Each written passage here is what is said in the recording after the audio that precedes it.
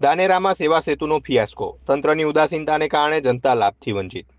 ગુજરાત સરકારનો મહત્વાકાંક્ષી સેવા સેતુ કાર્યક્રમ કે જેનો મુખ્ય હેતુ છે કે સરકાર પ્રજાના દ્વારે પહોંચે અને લોકોના પ્રશ્નોનો સ્થળ પર જ નિકાલ આવે, પરંતુ ધાનેરામાં આ હેતુ જાણે કાગળ પર જ રહી ગયો હોય તેમ લાગે છે।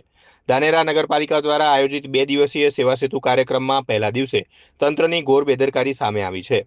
યોગ્ય પ્રચાર પ્રસારના અભાવે આખો કાર્યક્રમ માત્ર એક ઔપચારિકતા બનીને રહી ગયો છે। બનાસકાંઠાના ધાનેરા નગરપાલિકા વિસ્તારમાં આવેલી તાલુકા શાળા ખાતે 2 દિવસીય સેવા સેતુ કાર્યક્રમનું આયોજન કરવામાં આવ્યું હતું। સરકારનો ઉમદા હેતુ હતો કે રેશન કાર્ડ, આધાર કાર્ડ, આવકના દાખલા અને આયુષ્માન કાર્ડ જેવી 50થી વધુ સેવાઓ નાગરિકોને એક જ છત નીચે મળે, પરંતુ વાસ્તવિકતા કંઈક અલગ જ જોવા મળી। ધાનેરા નગરપાલિકાના અધિકારીઓ અને કર્મચારીઓની આળસ કે પછી વહીવટી બેદરકારીના કારણે આ કાર્યક્રમની જાણ સ્થાનિક લોકોને કરવામાં જ ન આવી। પરિણામે લાખોના ખર્ચે યોજાયેલા આ કાર્યક્રમમાં મોટાભાગના ટેબલો ખાલીકમ જોવા મળ્યા હતા। ખરેખર તો સેવા સેતુ કાર્યક્રમ એ ગરીબ અને મધ્યમ વર્ગના લોકો માટે આશીર્વાદ સમાન હોય છે। લોકોએ સરકારી કચેરીઓના ધક્કા ન ખાવા પડે, એજન્ટોના ખિસ્સા ન ભરવા પડે અને સમયની બચત થાય એ માટે આ કેમ્પ યોજાય છે। પરંતુ ધાનેરામાં તંત્રએ લોકો સુધી માહિતી પહોંચાડવાની તસ્દી ન લેતા નગરજનો આ સુવર્ણ તકનો લાભ લેવાથી વંચિત રહી ગયા છે।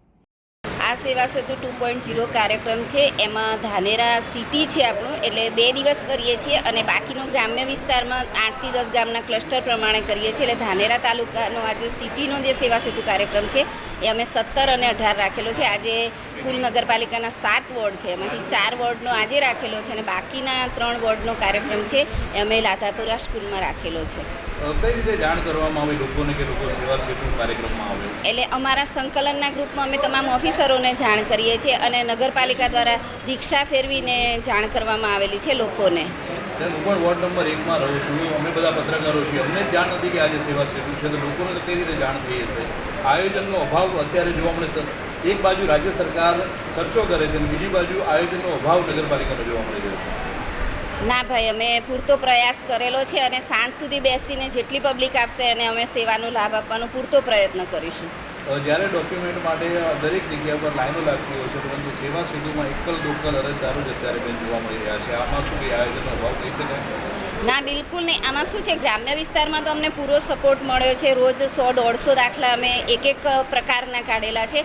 કદાચ અહીંયા સિટીમાં એવું બની શકે કે લોકોને મામલતદાર ઓફિસમાં રોજ આવીને કામ થતું હોય, એટલે સિટીના સેવા સેતુમાં કદાચ પબ્લિકનો તમને અભાવ જોવા મળ્યો હશે। બાકી અહીંયા સેમ, એટલે મતલબ સિટીમાં જ છે, એટલે અહીંયા પણ એમને દાખલો મળી શકે, ઓફિસમાં પણ મળી શકે। બાકી અમને પૂરો સહકાર દરેક જગ્યાએ મળેલો જ છે અને લોકો આવે જ છે દાખલા અને એમની કામગીરી માટે, અને પૂરતી અમે સેવાનો લાભ આપવાનો પ્રયત્ન કરીએ જ છીએ। અમારો સ્ટાફ હાજર જ હોય છે સાંજે 4 વાગ્યા સુધી।